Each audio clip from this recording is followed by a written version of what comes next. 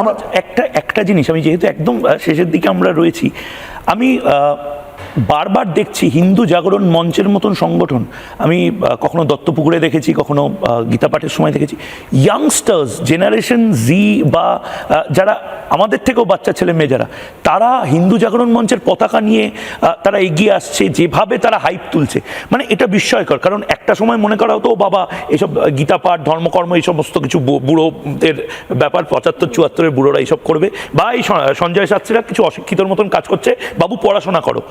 এখন তো ব্যাপারটা আপনারা বলতে দিয়েছেন বাংলায়, দেখছি প্যারাডিম শিফট। শ্রীমদ্ ভাগবত গীতাটা এতকাল মরার বুকে চাপানো হতো, আমরা ছাত্রদের হাতে তুলে দিয়েছি। ইয়ে নয়া ভারত হ্যায়।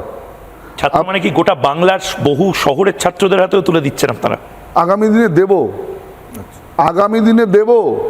এবং গীতার মন্ত্রে যেমন সেই দিন নবজাগরণ হয়েছিল, ভারতবর্ষের স্বাধীনতা কোনো মাছ ভাত জিন্দাবাদ কোনো বাঁধের কাঁধে ভর করে আসেনি।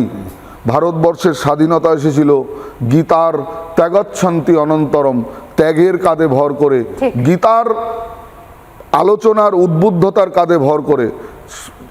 ক্ষুদিরাম বোস হাসতে হাসতে ফাঁসি কাষ্ঠ চুম্বন করেছিল। এই যে mind set up, do or die mind set up, এটা তৈরি করেছিল শ্রীমদ্ ভাগবত গীতা।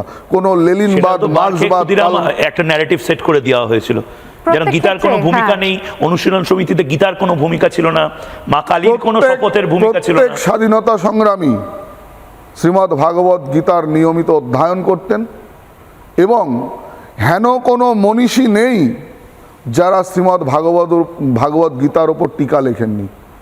আপনি ঋষি অরবিন্দের গীতা নিবন্ধ পড়ুন, বাল গঙ্গাধর তিলকের গীতার ওপর টিকা আছে, এমনকি মহাত্মা গান্ধীও গীতার ওপর ভাষ্য লিখেছেন।